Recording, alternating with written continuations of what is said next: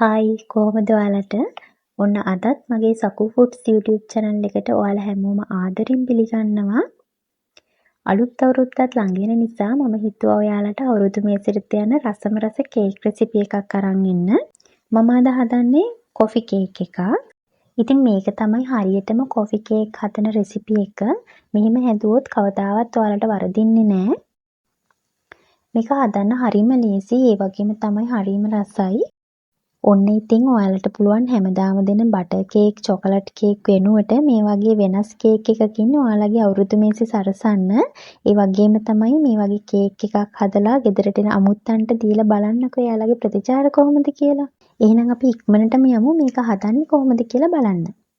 අද මම හදන්නේ කිලෝ 1 කොෆි කේක් එකක්.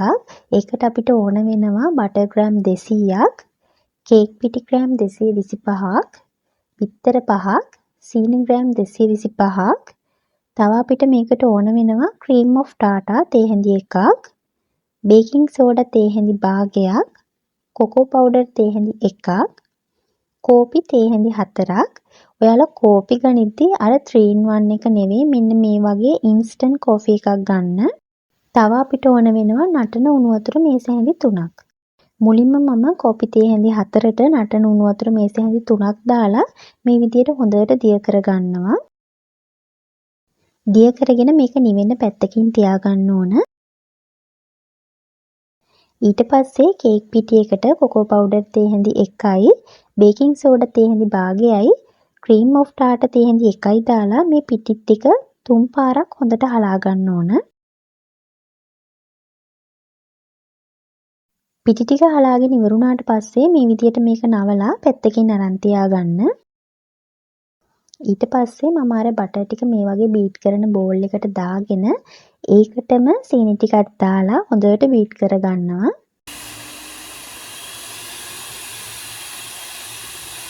බටර් ගනිද්දී ඔයාලා කාමර උෂ්ණත්වයේ තියෙන බටර් ගන්න.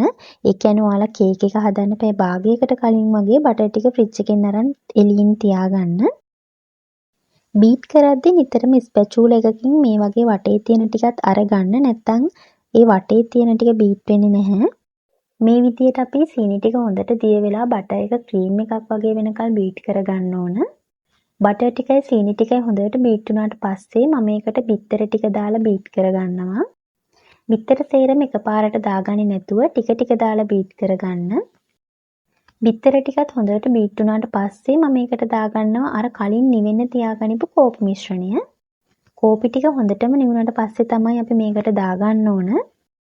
කෝපි ටිකක් දාලා මම ආයෙත් බීට් කරගන්නවා.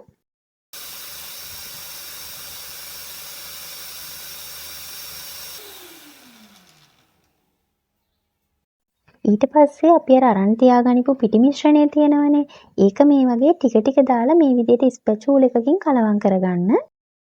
පිටි ටික දාලා එකපාරටම බීට් කරගත්තොත් පිටි ටික විසිරීලා යනවා.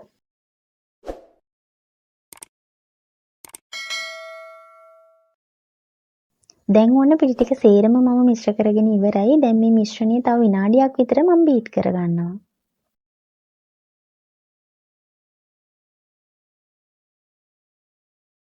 දැන් ඔන්න අපේ කේක් මිශ්‍රණය හදාගෙන ඉවරයි. දැන් මේක ට්‍රේ එකකට දාගන්න ඕන. මම අද හදන්නේ කිලෝ 1 කේක් එකක් නිසා මම මේ වගේ අඟල් 8 ට්‍රේ එකක් තමයි ගත්තේ.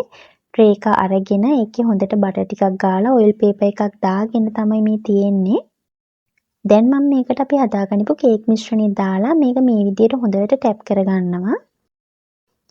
ඊට පස්සේ මේක සෙල්සියස් අංශක 165ට විනාඩි 40ක් බේක් කරගන්න ඕන. ඔන්න මේ තියෙන්නේ අපි හදාගනිපු රසම රස කොෆි කේක් එක. බලන්න ඒක හරි ලස්සනට බේක් වෙලා තියෙනවා. ලස්සන කලර් එකක් ඇවිත් තියෙනවා ඒකට. ඒ වගේම හරිම සොෆ්ට් මේක. දැන් අපි මේක නිවෙන්න පැත්තකින් තියලා මේ කේක් එක ඩෙකරේට් කරන්න ඕන අයිසින් එක හදාගමු. දැන් කොෆි අයිසින් එකක්නේ අපි හදාගන්නේ. ඒ නිසා මේකටත් අපිට ඕන වෙනවා ඉන්ස්ටන්ට් කෝෆි මේස හැඳි එකක්. ඒකට මේ වගේ උණු වතුර මේස හැඳි එකක් දාලා මේකත් හොඳට දිය කරලා පැත්තකින් අරන් තියාගන්න. ඊට පස්සේ බටර් ග්‍රෑම් 70ක් වගේ අරගෙන බටර් වගේ දෙගුණයක් අයිසින් සුගර් දාගන්න. ඒ කියන්නේ අයිසින් සුගර් ග්‍රෑම් 140ක් වගේ දාලා ඒකත් මේ වගේ ස්පැචුලා එකකින් මික්ස් කරගන්න.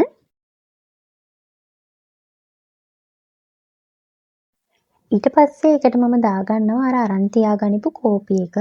ඒකත් දාලා මෙහෙම මිශ්‍ර කරගන්න. ඔයාලා කැමති නම් මේ අයිසින් එක හදාගන්න බීටර් එක පාවිච්චි කරන්න පුළුවන්. මම නම් ඔන්න අතින්ම තමයි අයිසින් එක හදාගත්තේ. මට ටිකක් අයිසින් සුගර් මදි වගේ හිතුණා. ඒ නිසා මම තව ග්‍රෑම් 50ක් දාගත්තා.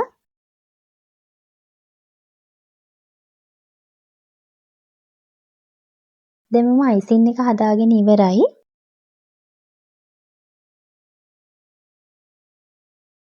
ඕන දැන් අපේ කොෆි කේක් එක හොඳටම නිවිලා තියෙන්නේ. ඉතින් ඔයාලට අයිසින් නොකර නිකන් උනත් මේ කේක් එක කන්න පුළුවන්. එහෙමත් රසයි මේක. මම අද මේකේ උඩ ලේයර් එක තමයි අයිසින් කරගන්නේ. ඉතින් ඔයාලට මේක කැමති විදියකට අයිසින් කරගන්න පුළුවන්.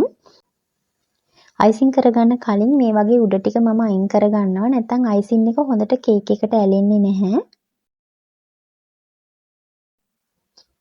ඊට පස්සේ අපි හදාගනිපු කෝෆි අයිසින් එක මේ වගේ දාලා ඔයාලට පුළුවන් ස්පැචුල එකකින් හරි මේ වගේ පැලට් නයිෆ් එකකින් හරි ලස්සනට ලේයර් එකක් වගේ නීට් කරගන්න. දැන් ඔන්න මේ තියෙන්නේ මම අයිසින් කරගනිපු කොෆි කේක් එක. දැන් මේක සෙට් වෙනකල් පැය 2ක් වගේ ෆ්‍රිජ් එකේ තියාගන්න. ඔන්න මේ තියෙන්නේ මම හදාගනිපු කොෆි කේක් එකේ ෆයිනල් ලුක් එක. බලන්න කඩෙන් ගෙනාපු කේක් එකක් වගේම තියෙනවා. ඉතින් ඔයාලත් මේක හදලා බලලා රස කොහොමද කියලා කියන්න අමතක කරන්න එපා. ඒ වගේම තමයි මේ වගේ රසවත් වීඩියෝ බලන්න මගේ channel එකත් subscribe කරලා තියාගන්න. එහෙනම් අදට ගිහින් එන්නම්. ඔයාලා හැමෝටම සුබ දවසක්.